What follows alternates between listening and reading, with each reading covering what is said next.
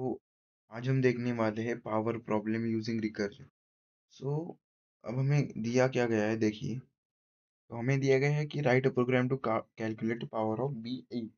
मतलब इनपुट अगर 3 होगा और एक्सपोनेंट में 5 होगा तो 243 आंसर होगा। मतलब 3 इंटू 3 इंटू 3 इंटू 3 मतलब 3 इंटू और 3 रेज़ टू पावर 5। ओके। सो अभी देखेंगे हम इसे सॉल्व कैसे करना है।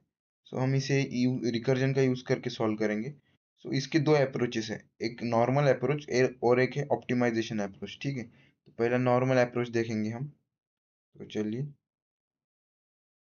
तो देखिए यहाँ पे वो हमने यहाँ पे एक पावर नाम का पहले एक फंक्शन बना लिया, इंट ए और इंट बी। इसमें हमने वेरिएबल्स ले लिए।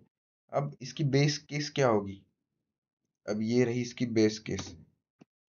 तो अगर एक्सपोनेंट 0 हो गया तो हम रिटर्न कर देंगे वैल्यू। मीन्स इफ एन की पावर में अगर 0 हुआ तो ऑटोमेटिकली वो 1 हो जाएगा, क्योंकि ये रूल है। ठीक है। और उसके बाद नीचे देखिए, और यहाँ पे हमने फंक्शन कॉल कर दिया a into power of A b-1। ठीक है। मतलब ये हमने अज्यूम क्या कर लिया कि ये जो फंक्शन है ये ऑटोमेटिक हमें आंसर लेके देगा। ठीक है। तो अब हमने रिटर्न कर दिया a into power of A comma b-1। तो ये कॉल करेगा इसको वापस।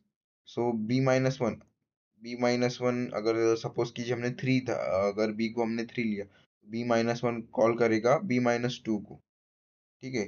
और फिर ये चेक करेगा if b is equal to 0।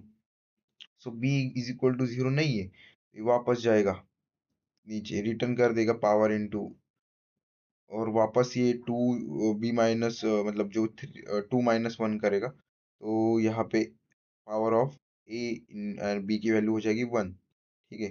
वापस जाएगा, बी की वैल्यू हो जाएगी 0, और बी ये बेस केस को हिट करेगा और रिटर्न कर देगा 1। तो ये 1 इंटू सब अपना आंसर लेके देगा। ठीक है। चलिए अब इसको देखते हैं।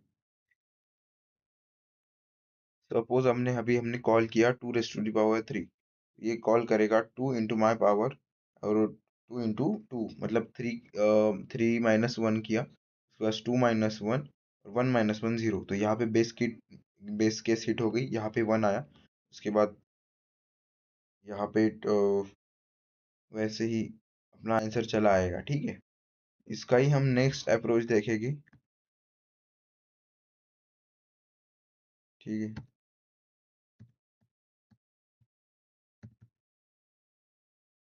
तो अभी देखेंगे हम ऑप्टिमाइजेशन अप्रोच। तो इसमें क्या करेंगे हम, अभी हम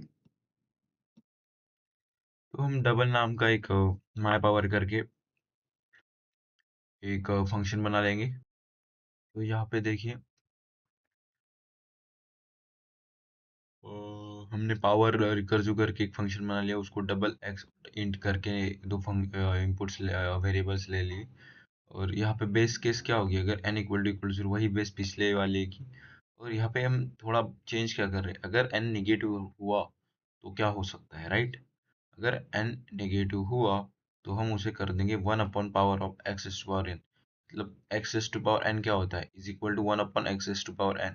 तो अभी इसको फ्लिप करने के लिए हमने क्या किया, x⁴n is equal to 1/x⁻⁻n।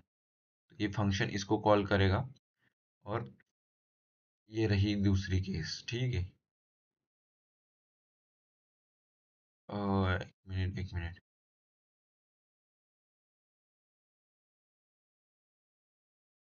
हाँ, ये वाली। अगर ऑप्टिमाइजेशन अप्रोच में क्या करते हैं हम, जो भी एक्सपोनेंट रहता है उसको डिवाइड बाय 2 कर देते हैं। सो वो जो एक्सपोनेंट होता है वो 2 पार्ट्स में डिवाइड हो जाता है, और रिटर्न करते वक्त हम उन दोनों को मल्टीप्लाई करते हैं। तो एट द एंड हमको जो आंसर है वो मिलता है। तो अगर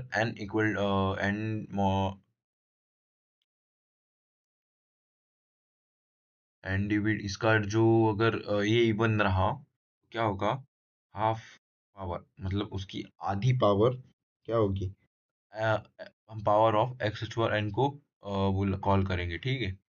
और रिटर्न करते समय half power into half power कर देंगे। और अगर एक्सपोनेंट अगर ऑड रहा तो क्या होगा, power of x to n minus one, मतलब अगर थ्री रहा तो three minus one divide by two, इससे क्या हो जाएगा, वो ऑड वाला इवन में कन्वर्ट हो जाएगा। लेकिन अब हमने जब उसको ऑड में कन्वर्ट किया है तो एक जो वैल्यू रहेगी, मतलब x, तो वो एक्स्ट्रा रहेगी, तो हम उसको मल्टीप्लाई में कर देंगे रिटर्न करते समय। तो लास्ट में क्या होगा, x into half power of into half power. So odd रहा तो x ये रहेगा, और अगर इवन रहा तो ये रहेगा। तो ये रहा सिंपल ऑप्टिमाइजेशन अप्रोच।